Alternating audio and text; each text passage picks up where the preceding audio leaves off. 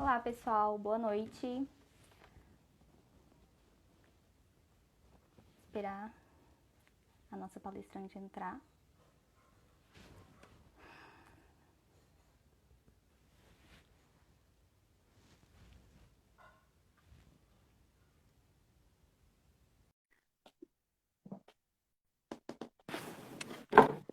Olá, Olá, pessoal.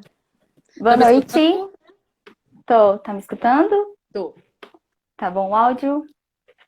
Tá Hoje a sim. gente vai falar sobre, a gente vai falar sobre os impactos emocionais da pandemia, como manejar. A gente convidou a doutora Jusileia Rezende. Ela é chefe da unidade de oncologia do Hospital Universitário de Brasília, mestre e doutora pela Universidade de Brasília, especialista em psico-oncologia pelo INCA, vice-presidente da Sociedade Brasileira de Psico-Oncologia e atualmente ela é responsável pelo serviço de oncologia do HUB. Ela vai conversar com a gente. Eu sou Letícia, sou membro da Liga de Combate ao Câncer e esse espaço é seu, doutora. Quer falar alguma coisa? Obrigada pelo Sim. convite. Acho que a primeira coisa, obrigada pelo convite. É sempre um prazer estar com a Liga. Eu admiro demais o trabalho de vocês e você sabe que eu admiro muito você. Então é muito bom estar aqui com você na Liga. Ah, que legal. Também estou muito feliz por estar aqui com você. A gente poderia, acho que tem bastante gente, né? Você quer esperar um pouquinho? Não, Ou a acho que a gente já gente pode pode ir começar? conversando. Eu adoro premiar quem chega na hora. Ah, que legal. Então, a senhora poderia falar um pouquinho para a gente quais são as estratégias que estão sendo. Não, pera. Calma, gente, porque tem todo um roteiro aqui. A senhora poderia falar para a gente quais são os danos psicológicos, a necessidade do isolamento ele pode causar? Então, eu acho que assim, tem a necessidade do isolamento. Eu vou dar um passo atrás um pouquinho e pensar assim no que é o momento que precisa, que faz o isolamento ser necessário. Então, eu Sim. acho que quando a gente precisa se isolar por motivos diversos, cada motivo vai gerar na pessoa uma reação diferente. Então, assim, hoje a gente está se isolando por conta de uma pandemia, por conta de uma Uhum. situação que gera medos, gera insegurança, desconhecida. Acho que nunca enfrentada por boa parte da nossa geração. Talvez só as pessoas bem mais velhas tenham enfrentado alguma coisa similar a essa, né? Então, hoje a gente vive uma situação desconfortável, porque a gente não sabe quais são as estratégias de enfrentamento que nós realmente temos que utilizar. E quando eles disseram para a gente assim, olha, a melhor estratégia que você tem para utilizar é se isolar, eles estão dizendo que o ambiente no qual a gente adora estar, que é o que a Uhum. gente usa para liberar o nosso estresse, que é o que a gente usa para se distrair, que é o que a gente é para onde a gente foge, né? É, então esse ambiente ele fica ali carregado de estresse, ele fica carregado de medo. De repente, tudo aquilo que a gente sentia segurança fazendo, quando a gente sai da porta de casa para fora, essa segurança nos foi tomada, vamos dizer assim. Né? Então a gente precisa pensar em várias estratégias para recobrar essa segurança, para ganhar esse ambiente externo novamente. Então eu acho que o isolamento hoje, o efeito dele é nos deixar dentro de um ambiente restrito, diminuir os nossos contatos sociais, diminuir as nossas alternativas, tudo que antes a gente utilizava como estratégia, ou que a gente utilizava para crescer profissionalmente, ou até para fazer novos relacionamentos, ou para se distrair. Então, isso foi ficando mais restrito. Então, eu acho que nesse momento o efeito do isolamento é uma constrição, é uma diminuição de contato, não só com pessoas, mas uma diminuição de contato com coisas que não são importantes e que faz com que a gente se motive. Então vem aquela insegurança, aquele medo, o pensamento de quanto tempo isso vai durar, porque a gente não tem a menor noção do que eu tenho que fazer para lidar com isso. Então eu acho que o isolamento hoje ele nos tirou da nossa zona de conforto e vai fazer a gente refletir sobre se o lugar que eu estou realmente é suficiente para mim e o que eu posso fazer para que ele seja. Acho que Sim. basicamente, resumidamente, seria isso. Esses são também os danos, né? Também, Da... também. Tá, então esses danos, eles podem acontecer para pessoas mais vulneráveis ou menos vulneráveis? De acordo com o que acontece? Quando todo problema, eu falo muito com as pacientes, né? Quando o Aham. câncer aparece, ele aparece para quem? Ele aparece na vida de alguém que já tinha uma história. Ele aparece na vida de alguém que já tinha uma vulnerabilidade ou não, que já tinha um repertório ou não. Então, quando um problema acontece, ele não acontece para todo mundo de uma mesma forma, porque cada um já está enfrentando outras batalhas. Então, quando a gente pensa em isolamento, para alguns vai ser, eu me distraio, eu consigo focar no presente, o meu universo está preparado para lidar com essa situação. Da mesma forma como acontece um câncer. A gente está aqui na Liga de Combate ao Câncer, eu sei que tem vários pacientes assistindo. Então, Sim, poxa, quando acontece uma doença como essa, vai ter aquele que tem um contexto, tem um repertório, tem toda uma história anterior que permite que ele lide com aquilo de uma forma mais efetiva. E tem outras pessoas que não, que já estão enfrentando tantas coisas, tem uma história de vida mais difícil, mais complicada e que vai ser mais, vamos dizer assim, outros fatores vão somar dificuldades para esse enfrentamento. E o que eu chamo desses outros fatores? O que o governo hoje fala? Está aumentando a violência doméstica. Mas não está aumentando a violência doméstica por conta da pandemia. O que está aumentando é o contato social entre pessoas que já viviam em situação de violência. Lares que não aham, eram violentos não estão se tornando violentos por conta da pandemia. Mas os lares que eram violentos, eles vão começar a ter mais contato entre essas pessoas, num ambiente mais restrito, sem muitas distrações e ambientes para fuga. Então, a gente vai ter um aumento realmente no nível dessa violência. Então, imagina, isolamento e violência doméstica juntos. A gente tem um problema. A gente tem uma pessoa que está tendo que fazer o tratamento oncológico e sair de casa. Quando todo mundo diz, quando todo mundo ouve, fique em casa. A gente diz para o paciente, vem fazer químio, vem fazer rádio, vem aham. fazer essa cirurgia. E aí ele precisa sair nesse ambiente, sabendo que ele tem uma doença que pode ser, que possa deixar ele mais vulnerável. E isso também é mais difícil, né?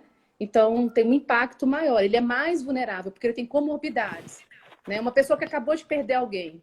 Então, um luto. Então, quando a gente fala em vulnerabilidade, são outras comorbidades psicossociais, pessoas com transtornos prévios. Você pega uma pessoa que já tinha uma depressão, se ela tinha, é porque já tinha acontecido alguma coisa antes, já tinha um perfil prévio, é mais difícil lidar com essa mudança.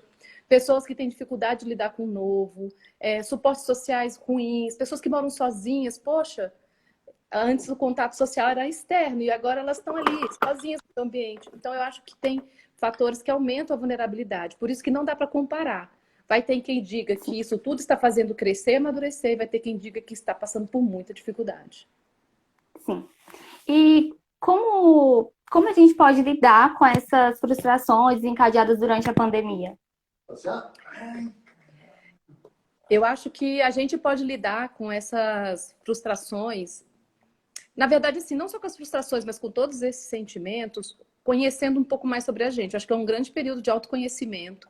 Acho que o primeiro passo é assumir que esses sentimentos, eles existem. Assumir que eu não estou bem, assumir que eu fico triste, assumir que eu tenho raiva, assumir os meus pensamentos, aceitar que eu não sou perfeita e que eu não vou dar conta de tudo. Então, eu acho que o primeiro passo é saber com o que eu preciso lidar. Que frustração é essa? Da onde ela vem? Por que está Aham. doendo tanto? Que insegurança é essa? Eu acho que vem do momento de reflexão. Eu diria que eu falo para os pacientes, faz um diário, tenta escrever, botar para fora de alguma forma, gravar em algum lugar, conhecer a si mesmo, porque você precisa entender qual é o pensamento que é mais recorrente, você precisa entender quais são as emoções mais recorrentes, porque elas não começaram agora, elas vão se intensificar nesse momento. E eu acho que o autoconhecimento é o primeiro passo. A partir do autoconhecimento, a gente pode traçar estratégias diversas de acordo com o que é percebido, identificado nesse momento. E eu acho que o Instagram hoje ele é uma ferramenta rica. Eu uso pouquíssimo. Foi a primeira vez que eu comecei a usar Instagram, foi agora. Então, acho que as redes sociais, as mídias sociais têm muito vídeo. O YouTube está cheio de vídeo, cheio de coisas que nos informam sobre o que é sentimento, o que é comportamento, como meditar. Então, eu acho que usar as redes sociais hoje, para esse contato aqui, né? Já que a gente não pode estar abraçando as pessoas, adoro abraçar. Então, assim, a gente Sim. tem que desenvolver outras estratégias, né? Mas a gente primeiro tem que conhecer onde é que dói e assumir onde é que dói, para que a gente saiba mais sobre nós mesmos. É. E o que a senhora recomenda, o que é recomendado para as pessoas que moram só? Como elas podem lidar com essa solidão agora, né? Elas já estavam sozinhas antes, talvez. Mas agora tá bem pior, né? Então, eu acho que as mídias sociais elas vão ajudar muito as pessoas, mas assim, a solidão não necessariamente é difícil para todos, né? Então, eu Aham. acho que independente se a pessoa está sozinha ou não, porque às vezes tem casais ou pessoas que estão com seus filhos e que não estão conectados e continuam se sentindo sozinhas porque a conexão que ela fazia era com outras pessoas do ambiente externo. Então, é um momento realmente de conhecer o que a solidão causa, se perguntar. O que a solidão me faz pensar? O que a solidão me faz sentir? E a partir daí, eu acho que ela pode começar então a buscar estratégias.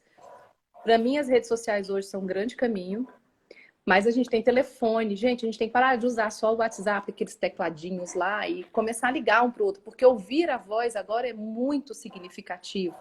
A gente precisa Sim. do tom de voz. Então, videoconferência para ver o rosto, usar todas as estratégias possíveis para estar perto. Porque se a gente, antigamente a gente estava perto e usava os teclados. Agora a gente vai ter que tentar usar essa conexão, sentir o outro, ver o semblante, porque a gente agora se vê mais sem máscara quando está na videoconferência, né? Porque É. tem pessoas que eu estou conhecendo agora, nesse período, que eu não sei o rosto delas. Eu parei para pensar isso essa semana. Se eu ver na rua essa pessoa que acabou de entrar no meu trabalho, que começou a trabalhar Aham. comigo, eu sei quem é ela. Então eu acho que a gente precisa se conectar de uma outra forma. E para quem está sozinho, acho que esse aqui é uma forma de conexão. De conexão, né? Uma forma muito boa, né? Que a gente pode usar bastante. Sim. Quais são os impactos da pandemia, principalmente para profissionais da saúde, pessoas com alguma doença crônica e pessoas que possuem algum transtorno psíquico? Acho que é bem separado aí, né? Então vamos lá, para o profissional da saúde, porque ele está Aham, lidando com várias coisas. Depende da área que ele está. Alguns estão indo para casa e estão ficando em aham, home office. E pode haver neles uma sensação de eu poderia estar fazendo algo, mas eu estou em home office. Como pode também ter um impacto de ter que se adaptar a um novo ambiente, porque trabalhar de home office não é uma coisa tranquila. Então, para o trabalhador da saúde ou qualquer trabalhador que está tendo que ir para um home office, ele tem que lidar com usar uma nova tecnologia. E eu acho que uma grande estratégia, quando a gente pensa em home office, é não perder a, vamos dizer assim, é ter as nossas atividades muito organizadas, é não criar aham. uma rotina diferente da anterior, é acordar de preferência perto do mesmo horário, ficar no trabalho a mesma quantidade de tempo, não mudar muito a rotina é uma estratégia bastante importante nesse momento, porque quanto mais a gente mudar a rotina, mais fácil a gente entrar em procrastinação e deixar para depois o que a gente poderia fazer agora e ter mais dificuldade de voltar quando esse momento, né, terminar, que ele vai terminar. Eu acho que também é importante a gente lembrar que isso aqui é um momento, é um período que a gente não sabe quanto tempo dura, mas que é um período. Então, Aham. os trabalhadores da saúde que estão em home office, eu sinto muito de alguns colegas que eles estão lá, podem até se sentir mais seguros por estar em casa, mas existe uma sensação de eu não estou participando para alguns. E ter que lidar com isso também, entender que ele pode ter uma limitação física para estar em home office, que ele pode ter uma limitação familiar de estar precisando estar em casa com os filhos nesse momento, que ele tem agora outras coisas e ele precisa avaliar isso. Para quem está na linha de frente do Covid, também é diferente de, por exemplo, para mim, que não estou na linha de frente, mas tenho que trabalhar. Então, são Aham. outros níveis. Então, eu vou diferenciar assim: o trabalhador de saúde da linha de frente, ele está lidando com medo o tempo inteiro, mas e também com uma, vamos dizer assim, com a impotência diante da doença. E aí tem Aham. também aquela coisa de eu quero fazer, ele está lidando com talvez o maior encontro com o motivo pelo qual ele escolheu a área da saúde. Porque quando a gente escolhe a área da saúde, a gente escolhe por alguns motivos. E aí, de repente, a gente vai ficando naquela rotina e a gente se desconecta disso. Eu acho que quem está na linha de frente hoje está se reencontrando com a razão pela qual ele escolheu estar ali. E talvez isso esteja até despertando algumas, vamos dizer assim, despertando alguns novos interesses, algumas autopercepções por conta disso, mas também dá Uhum. muito medo, porque você tem que voltar para casa. Então, o trabalhador que está na linha de frente, ele tem que lidar com uma mudança muito grande na rotina, para sair de casa, para voltar para casa, e se ele vai ou não estar perto dos seus entes queridos. Porque dependendo das pessoas que estão em casa, você pode ter uma grande vulnerabilidade e ele vai precisar ficar afastado de uma mãe ou de um pai mais idoso, que talvez sejam mais vulneráveis, ou de uma pessoa com uma doença crônica, e alguns estão optando até para morar sozinho ou até morar em grupo com colegas do trabalho, né? Eles alugam algum lugar e eles ficam nesse lugar enquanto para se manterem seguros. Então, o que eles estão lidando muito é com o medo de falhar, o medo de se contaminar, o medo de ser um vetor de contaminação, porque não é nada agradável você pensar que você pode ser um vetor de comunicação, de contaminação. Então, acho que eles estão lidando com isso. E para a gente que não está nessa linha de frente, a gente está lidando com uma insegurança enorme de se a gente está prestando a melhor assistência para aqueles que a gente diga, venha para o hospital. Então, tem muitos trabalhadores que estão na oncologia hoje tentando criar milhões de estratégias para não prejudicar o tratamento do paciente oncológico, para manter ele em tratamento. Tem guidelines que falam para interromper por 2, 3 meses e a maioria dos serviços no Brasil não tem feito isso, tem tentado manter a rotina, criar estratégias e mesmo se a pessoa testar positivo, buscar alguma alternativa que não faça com que a gente tenha que escolher entre uma doença e outra. Então, acho que é um estresse, vamos dizer assim, um grande desafio. E é meio assustador também, mas a gente se encontra uns com os outros. E aí, se alguém perguntou ali o que faz, eu acho que é a hora de conversar. As pessoas precisam se reconectar. As pessoas precisam falar com suas equipes, conversar e assumir que não estão dando conta e assumir aquilo que pode ser feito para que um ajude o outro com seus potenciais. Eu acho que é hora de conexão. Seja Sim. presencial ou online, é hora de se reconectar com as pessoas, de alguma maneira. E quais são as estratégias que a senhora está usando aí no seu trabalho para ajudar esses profissionais que estão na linha de frente, que são os enfermeiros e os médicos, né? Então, eu vou dizer assim, que nesse momento eu sou psicóloga, mas eu estou num grande dilema, né? E foi muito bom até poder falar sobre isso hoje, num curso que a gente está fazendo, sobre primeiros socorros psicológicos, acho que foi um socorro para mim. É muito complicado gerir algo e ser psicóloga num momento como esse. Então, eu realmente consigo cuidar dessa parte.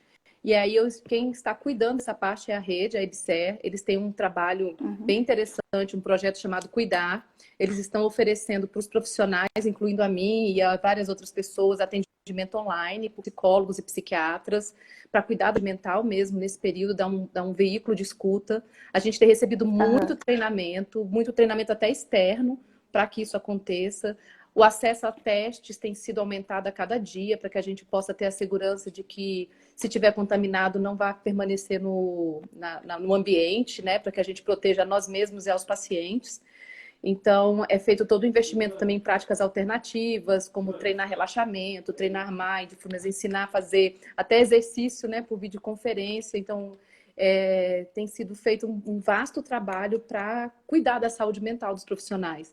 E aí eu me coloco nisso porque realmente é muito difícil, a tomada de decisão é tudo muito rápido e é muito difícil também para mim hoje, como psicóloga, assumir o cuidado de saúde mental dos profissionais. Então, eu hoje sou a profissional que sou cuidada pelo Projeto Cuidar, que tem na rede. Legal, legal. E para os pacientes oncológicos? Porque agora está meio que um pouco afastado as coisas, as consultas, enfim. Como é que está acontecendo para os pacientes que estavam em acompanhamento psicológico e agora estão tendo que ficar em casa? Como é que está sendo? Então, a gente precisou tomar uma decisão sobre o que seria a urgência. E, infelizmente, nesse momento, a urgência física, ela se sobressaiu à urgência psíquica. Não que uma seja mais importante que a outra, mas neste momento... Só um instante. Eu começo a tossir, né? Mas nesse momento a gente fez algumas escolhas com o primeiro passo. Então, o primeiro passo foi diminuir a aglomeração e priorizar pacientes para os quais a interrupção do tratamento poderia gerar um grande prejuízo para ele, né? Então, a gente estava tendo que fazer essa priorização. Então, os pacientes que estão em quimio e rádio, eles estão mantidos. E como eles estão mantidos, eles vão à unidade, é possível que eles tenham acesso à intervenção também da psicologia. Então, numa intervenção em crise, a equipe verificar uma vulnerabilidade. É como se agora a gente tivesse, que a equipe tivesse que observar quem é o paciente com risco psicológico, né, ou risco psíquico maior, para poder nos encaminhar. Eles estão indo à unidade por alguma coisa, tem uma equipe que está tendo contato com ele, pede então que ele... Acho que o vídeo travou, você está me escutando? O meu Tô vídeo... escutando. Ah, então Eu tô te tá. escutando. Tá me vendo? Tá, tá, tá ruim? Eu tô te vendo. Então, ok. Então, Deixa eu assim, ver. Voltou voltando... agora. desculpa, é porque o meu travou aqui toda a tela, travou você, travou a mim. Tava Então, travando aqui. o que a gente faz hoje é, para quem está indo e quem está dentro da unidade, naquele momento, a gente tem a equipe como fonte de identificação desse risco, Aham. e aí ela encaminha para a gente e a gente tenta fazer o gerenciamento desse risco, fazer os atendimentos, intervenção em crise para essas pessoas que estão lá. Eu tenho o grupo das Guerreiras de Rosa, que são os pacientes com câncer de mama, e esse grupo ele está extremamente Aham. ativo, então por mais que a gente esteja distante, então eu estou usando a mídia como uma forma de manter elas organizadas, e quando percebo que tem alguma coisa acontecendo, particularmente com alguma, é feito contato individual, e aí a gente faz um suporte, ou se for o caso, marca e tenta fazer esse acompanhamento. Da mesma forma que a psiquiatria, ela permite que em necessidade de urgência a gente encaminhe o paciente a qualquer momento. Então, é uma forma da gente conseguir se manter atendendo aquelas pacientes. Agora, tem algum prejuízo? Tem. Tem pacientes que precisam, mas não tem uma urgência nesse momento. Tem um nível de Aham. sofrimento, mas é um nível de sofrimento que ela ainda consegue manejar. E essas pessoas realmente elas não estão sendo priorizadas, porque neste momento priorizar isso seria colocar ela em risco, seria fazer ela se movimentar, sair de casa, ir para lá, aglomerar pessoas, e isso também não seria adequado, porque eu estaria somando riscos para ela. Então, são escolhas, e é isso que a gente tem tentado gerenciar junto com a equipe, que eles encaminhem, identifiquem e solicitem. Então, são intervenções em crise acontecendo com muita frequência nesse momento. E quando o paciente não tá no grupo? Quando não tem um grupo para esse paciente? Se não tem o grupo para esse paciente, porque tem vários que não estão, fica nessa Aham. situação, sabe, Letícia? Dele ter que estar na unidade fazendo o tratamento. Se ele químio, se ele estiver em rádio, se ele tiver consulta lá na unidade e o profissional perceber, ele vai ser atendido. A gente vai começar a fazer algum sorte que pode ser agendado para ser bem espaçado, a gente tentar avaliar o máximo possível se há necessidade de voltar na próxima semana ou não, ou se ele já vai voltar para químio, ou se ele vai voltar para a rádio, a gente aproveitar o momento que ele já vem para uma consulta médica. Então, a gente tem priorizado os encontros naqueles dias que já teria a presença dentro da unidade, porque assim a gente não faz a pessoa, vamos dizer assim, se expor duas vezes. Ah, eu Sim. vou para uma consulta e depois eu, né? Agora, como eu E também no falei, caso, pacientes também que no estão... caso está sendo para pacientes que estão em tratamento, né? Quem está em Sim, remissão, isso. não. Essa Uhum. isso é uma perda, Aham. sim, é uma pena, mas a gente não tem equipe para fazer o presencial para quem está lá e montar grupos para dar atendimento, consulta online. Infelizmente, não tem essa capacidade, até porque eu acho que a Aham. procura seria grande. E o que a gente tem incentivado muito é realmente a busca desses serviços que estão sendo ofertados no Brasil inteiro por grupos de voluntário. Então, não tem na unidade, mas tem grupos sendo oferecidos, trabalhos, suportes. Acho que ter acesso também às mídias, à internet, não é uma coisa para todos. Isso também me preocupa. Então, sim, não é perfeito, porque eu tenho certeza que eu tenho pacientes que não têm acesso à internet, que não têm acesso à mídia, que eles estão isolados nesse momento. Então, é uma perda. Não é perfeito e isso é muito triste. Principalmente para que esses pacientes provavelmente estão passando por várias outras dificuldades, por dificuldade de acesso à informação também. Sim. E a procura pela ajuda psicológica por parte desses pacientes e dos profissionais teve um aumento? Acho que deu uma travadinha. A procura por parte dos pacientes. Dos pacientes e dos profissionais também. A senhora está me ouvindo?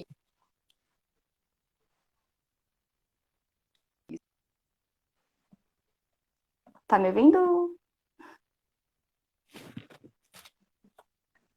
Por parte dos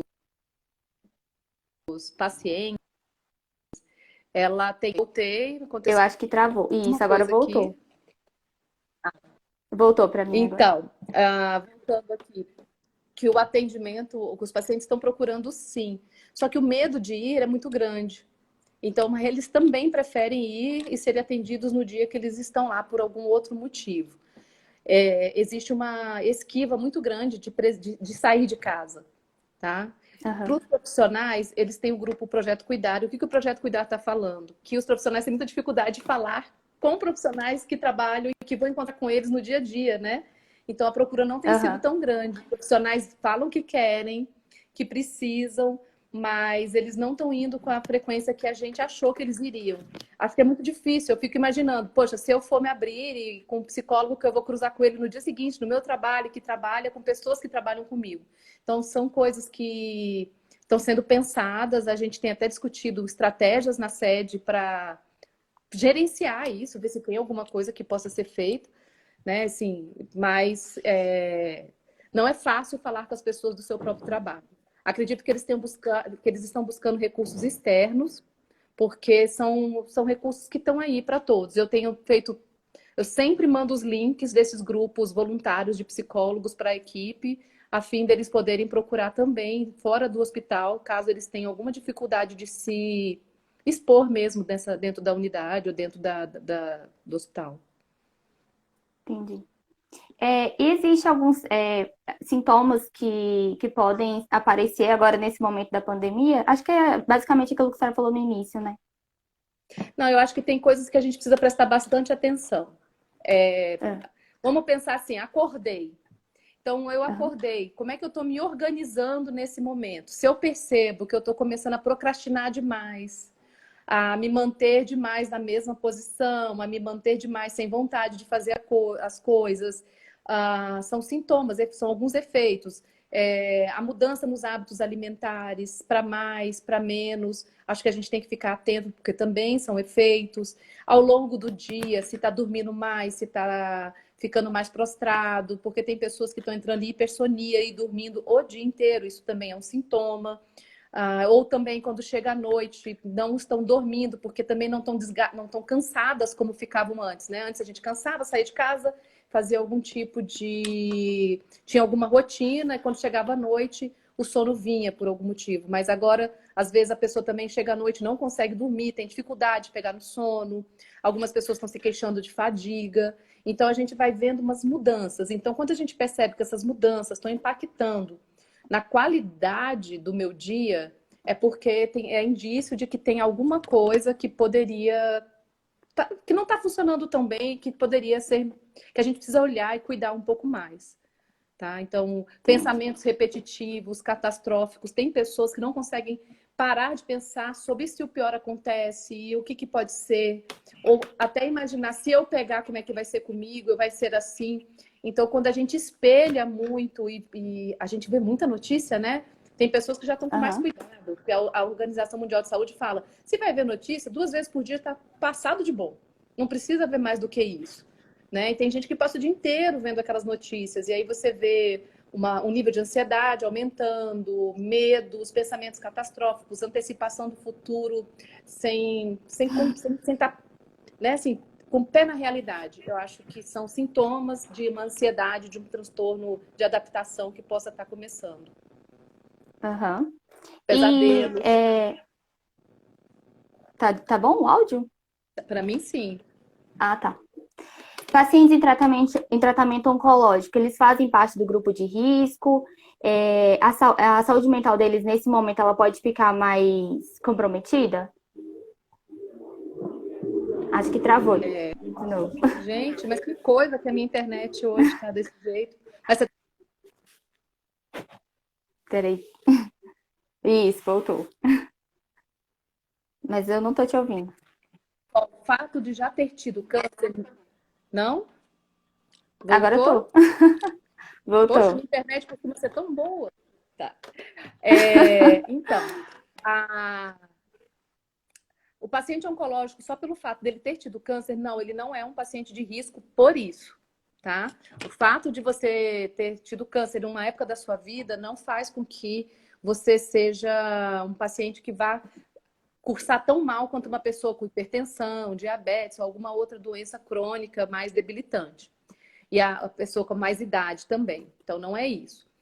A pessoa em Aham. tratamento oncológico que está, por acaso, usando uma medicação que possa fazer com que o sistema imunológico dela fique mais ela fica imunossuprimida, né? Fique com mais dificuldade de se defender, aí sim, Uhum. a gente aumenta um pouco as dificuldades para ele, vamos dizer, aumenta as dificuldades. Ele fica com um nível maior de risco. Mas mesmo assim, a gente não pode dizer que ele tem tanto risco quanto outras patologias que a gente hoje conhece como são, vamos dizer assim, que são de maior risco, como as doenças cardiovasculares, tá? Mas Aham. sim, a gente evita quimioterapias que são imunossupressoras para pacientes nesse momento, porque a gente sabe que o sistema imunológico desse indivíduo vai ser extremamente exigido e é isso que seria o grande fator de risco. Agora, tem outros fatores de risco que a gente vai ver na oncologia também, porque é muito comum a gente ter pessoas mais idosas, é muito comum a gente ter pessoas que têm outras comorbidades, então a pessoa já tem uma doença, uma doença cardiológica, ela tem uma Aham. diabetes, então isso vai somando algumas comorbidades, tá? Mas não necessariamente o câncer por si só. Agora, ok, eu tenho um câncer de pulmão, é um risco maior? Sim. A gente tem uma pessoa que tem um pulmão mais vulnerável, aí sim, como ele tem uma doença Aham. respiratória, isso gera um aumento de risco Entendi. A Solange, ela mandou uma pergunta. Ela mandou de... assim: câncer ainda é sinônimo de morte? Vejo como atestado de vida. E você, como psicóloga? Bom, ela já sabe minha resposta, tá fazendo de propósito, né? Então vamos lá. Não, eu acho que Eu nada é acho que deu uma sinônimo de travadinha de novo. morte. Aham.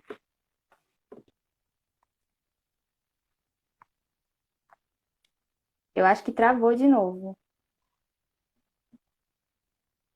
Vamos esperar ver se ela consegue reconectar. Aí, Morte, ela voltou é um agora. fato Tava para todos travada. que estão vivos. Mas se estiverem me escutando, eu vou indo. Tá, pode ir. Eu não tô te ouvindo, doutora.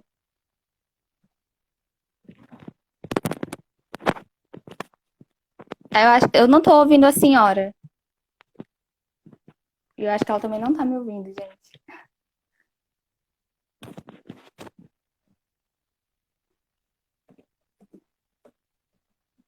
Tá saindo som pra vocês que estão na live?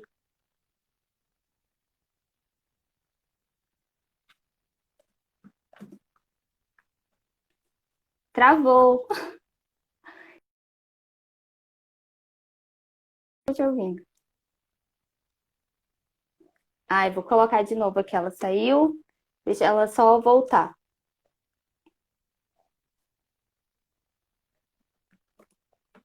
Um momentinho só. Deixa eu ver se ela. Ah, voltou aqui.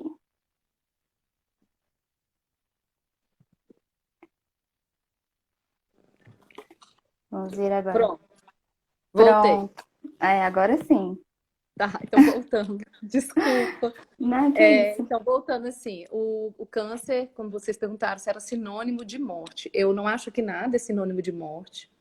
O câncer, para mim, ele também não pode ser sinônimo de vida. Ele é um sinônimo de desafio e ele faz a gente fazer reflexões sobre vida e morte e como eu quero viver a minha vida. Desde que a gente nasce, a gente sabe que a gente vai morrer, mas a gente não para pensar que isso vai acontecer e a gente vive como se fosse eterno e muitas vezes deixando para depois coisas que não são importantes e caras. Então, eu Sim. acho que quando a Sol fala que o câncer pode ser sinônimo de vida, é quando ele traz a pessoa para a percepção de que sim, ela é finita e que ela não tem tempo ilimitado para fazer, para deixar as coisas para depois. E é aí que a vida urge, mas a vida urge nós. Eu aprendo muito com as pacientes por conta de porque a gente sabe que a vida urge para todos nós. O que eu posso fazer hoje. Eu Aham. posso pensar positivo sobre o futuro ou negativo sobre o futuro, não garantia nenhuma de que ele vai ser positivo ou negativo. A única Aham. garantia que eu tenho é o meu ato, a escolha que eu faço nesse momento agora. Então, o câncer, ele faz muitas pessoas poderem, quando essa reflexão acontece, tem uma chance de viver a vida mais inteira, intensa, Deu uma travadinha de melhor. novo.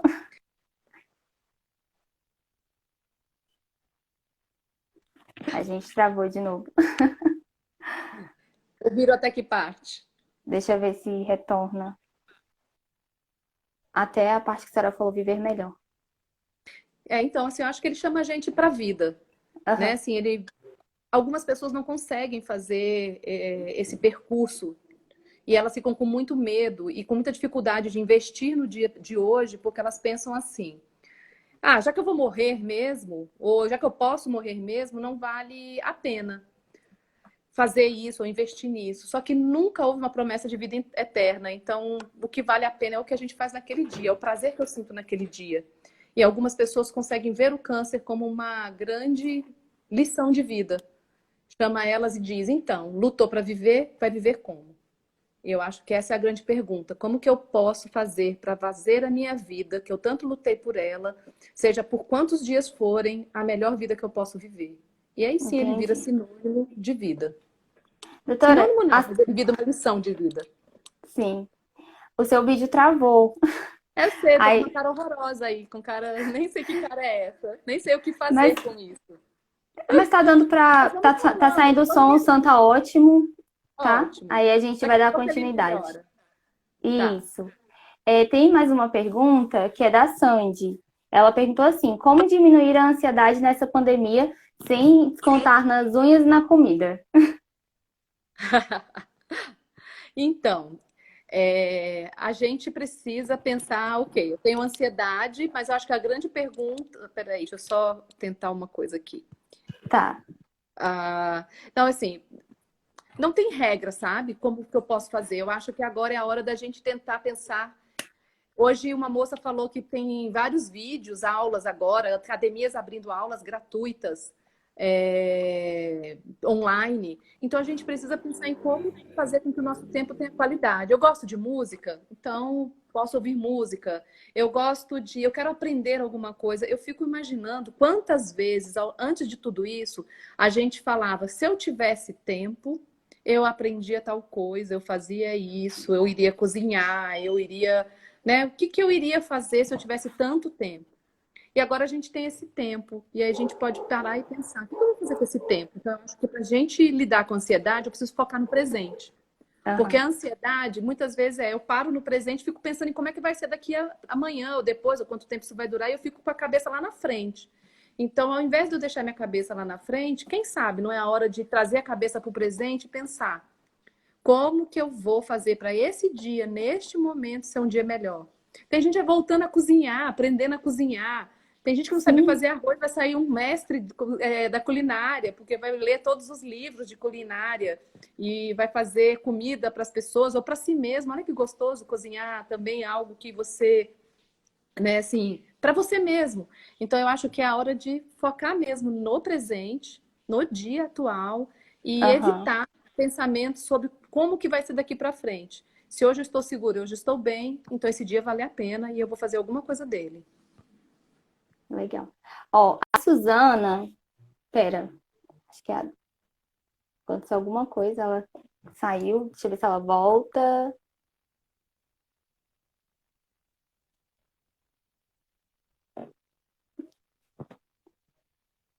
Convidei. Pronto, voltei. Voltei ao normal. Voltou.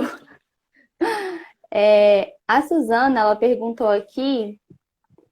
Suzana, eu entendo que a palavra câncer tem muito peso, mas eu prefiro levar para a vida de forma leve, sem desconsiderar a importância do cuidado e responsabilidade que ele deve ter. Acho que foi um comentário, né? Na verdade. Deixa eu ver Concordo aqui se com tem algo. você. E eu concordo com ela. A gente pode tentar levar para a vida assim, as lições que ele nos ensina. Sim, com certeza. E são muitas, né? Muitas. Deixa eu ver se tem mais uma aqui. Deixa eu ver.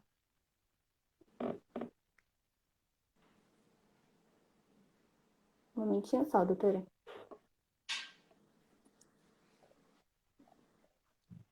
Tinha uma lá em cima, só que tá difícil de descer os comentários. São muitos comentários. Eu acho que agora, assim, se a gente for pensar em pandemia, né? Eu acho que a gente precisa aprender a pensar no que ela vai nos ensinar. Aham, Então, a gente está falando aqui da doença oncológica, então eu vou pegar, fazer um paralelo, tá? Estão falando tá. muito do câncer, e o câncer é uma dificuldade, é uma coisa nova, é algo que eu não sabia lidar. né? Quando acontece, a pessoa não sabe lidar, ninguém ensinou como lidar com uma doença oncológica, da mesma forma que ninguém ensinou a gente a lidar com esse momento. Como é que a gente enfrenta uma coisa desconhecida? Conhecendo ela.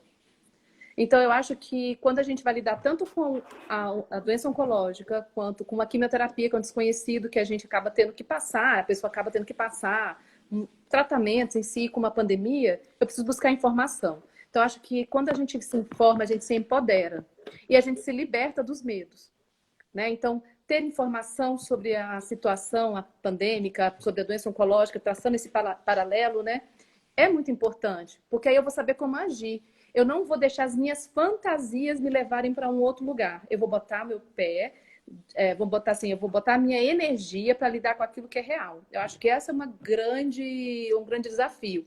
Então, ler a respeito em sites seguros, evitar, saber identificar as fake news, saber diferenciar o que é verdade, o que não é, buscar essa informação de alguma forma, tanto as positivas quanto as negativas, que podem levar a gente, né, a ficar um pouco mais ansioso. A gente tem que saber lidar com, buscar informação. Então, acho que isso é um passo também para lidar com isso. Por quê? Porque quando a gente busca informação, a gente também descobre como se proteger. Então, quando você tem uma doença oncológica, você aprende como se proteger de algumas coisas, você também lida com ela.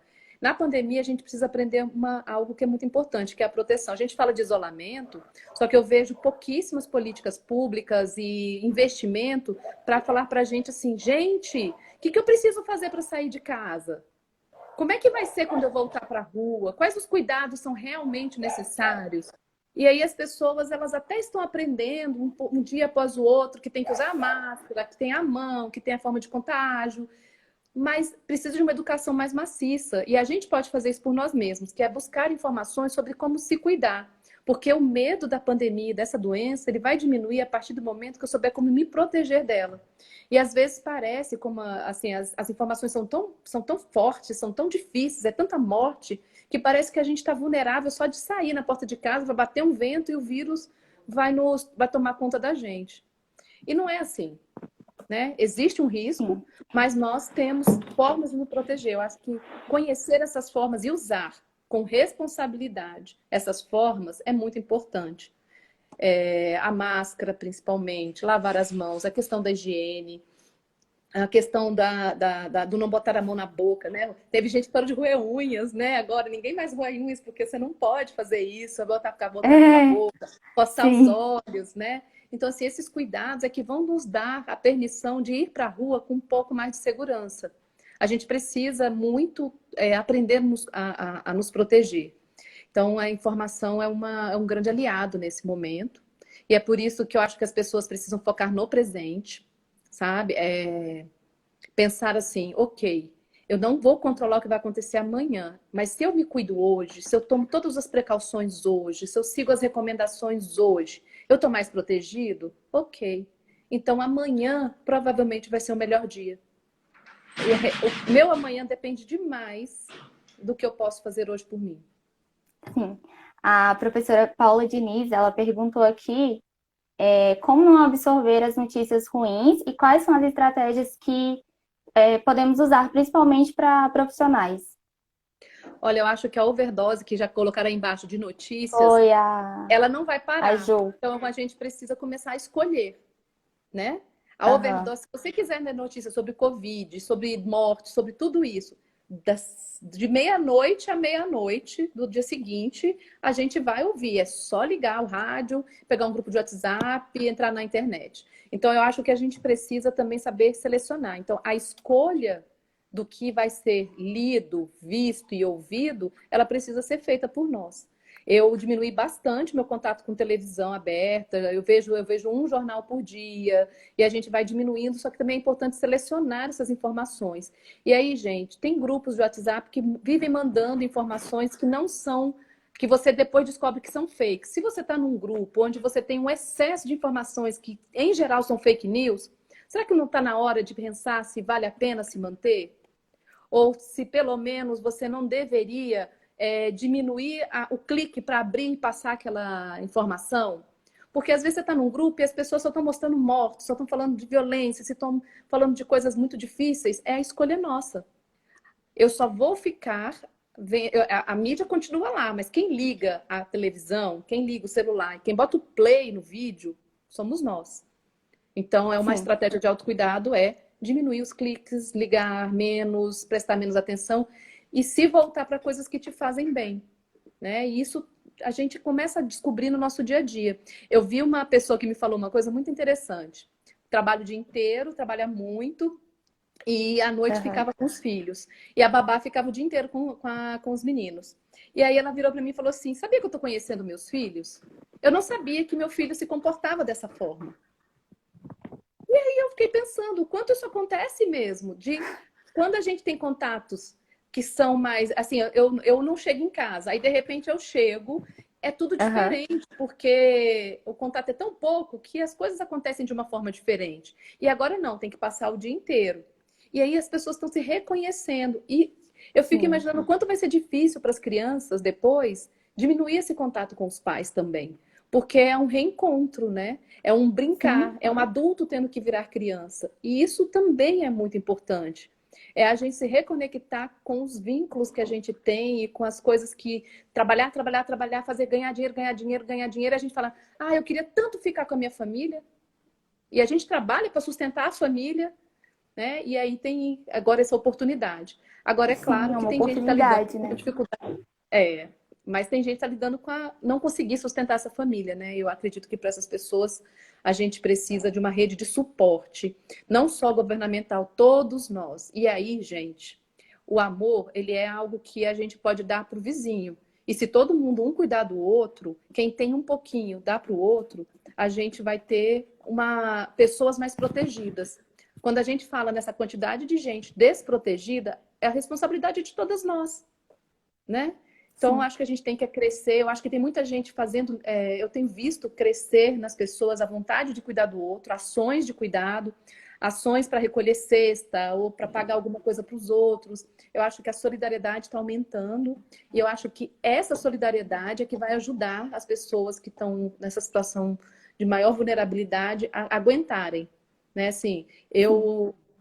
a gente tem a nossa diarista e eu falei, não, vou continuar pagando para ela mesmo que ela não venha, porque e aí, como é que ela vai ficar? Né? Eu dou conta de fazer isso, então eu faço. Quem não dá conta, não faz, faz outra coisa, ou não faz nada, ou recebe. Então eu acho que a gente tem que escolher as nossas coisas possíveis, né? E tentar o máximo dar o nosso melhor para que o outro fique bem também, porque tem muita gente em Sim. vulnerabilidade nesse momento. É verdade. O que que a gente pode aprender nesse momento de pandemia? É possível enfrentar essa situação e tirar algum aspecto positivo dela? Será que é? Eu acho que toda situação Sim. difícil, ela traz uma reflexão. A gente teve que sair, vamos dizer assim, a gente teve que parar de trabalhar loucamente. E se a gente hoje vê que tem casamento, lá no Japão ou na China, né, teve várias separações conjugais. A separação não começou Uhum. com a pandemia, a separação se efetivou porque aquelas pessoas que já estavam com dificuldade passaram a ter que conviver mais. Então, eu acho que a pandemia ela vai fazer com que a gente pare para pensar mais. Todo mundo que eu converso me diz: nossa, como eu tenho pensado sobre a minha vida, sobre como eu estava levando a minha vida, sobre como eu estou. Parece que virou um momento de grande reflexão sobre quem nós somos, o que a gente sente, como que a gente vai, como é que a gente está manejando a nossa vida. Pessoas que eu achei que não iam dar conta estão se transformando para melhor nesse momento. Então é um momento, acho que, de autoconhecimento, de não ter que porque trabalhar, trabalhar, estudar, estudar e sair com os amigos e beber, fazer noitada, também é a gente não para pensar sobre a gente.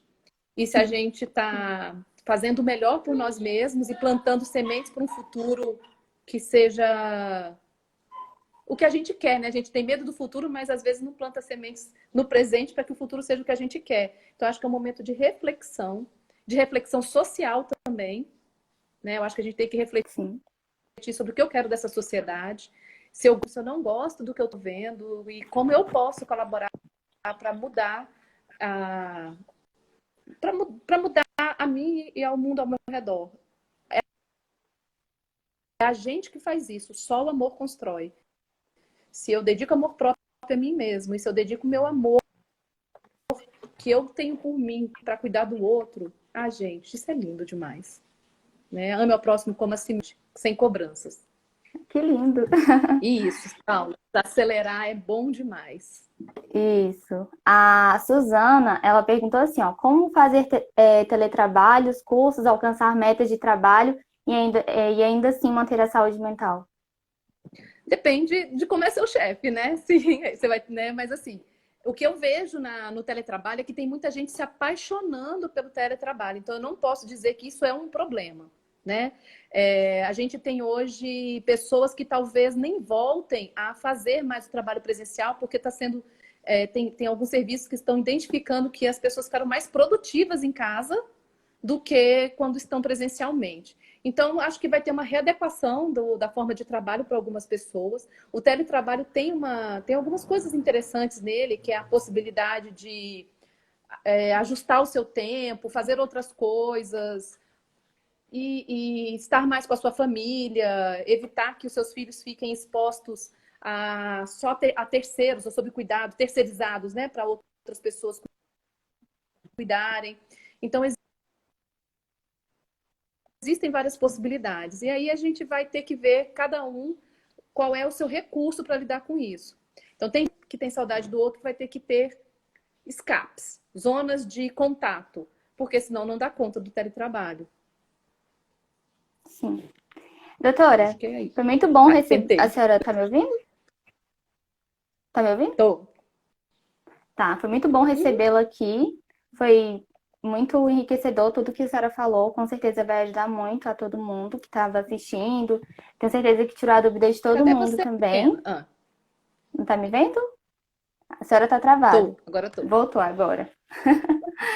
Então, eu queria saber se a senhora quer deixar alguma mensagem final. Gente, eu vou deixar a mensagem final que a Letícia deve ter ouvido de mim 250 vezes. O Ah, eu presente. adoro ouvir. Sou sua fã. Idem.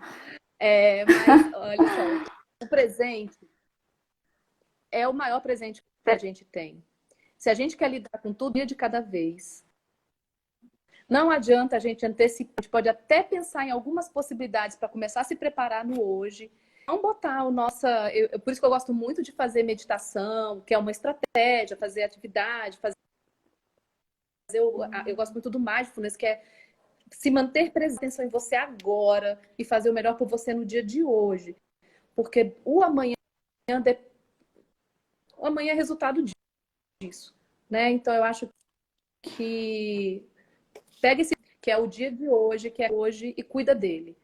Porque amanhã você vai fazer a mesma coisa. E assim a gente vai vivendo melhor um dia de cada vez. Eu acho que travou a live de novo. E eu acho que minha internet também agora acho que foi aqui comigo. Mas é isso, muito obrigada, tá? Pela sua participação. A gente agradece, foi muito bom. Acho que já caiu até a dela. Mas só para deixar aqui, continue acompanhando a gente nas nossas redes sociais, na Liga de Combate ao Câncer. E logo a gente vai estar divulgando os próximos temas da live, tá, galera? É isso, muito obrigada e até a próxima.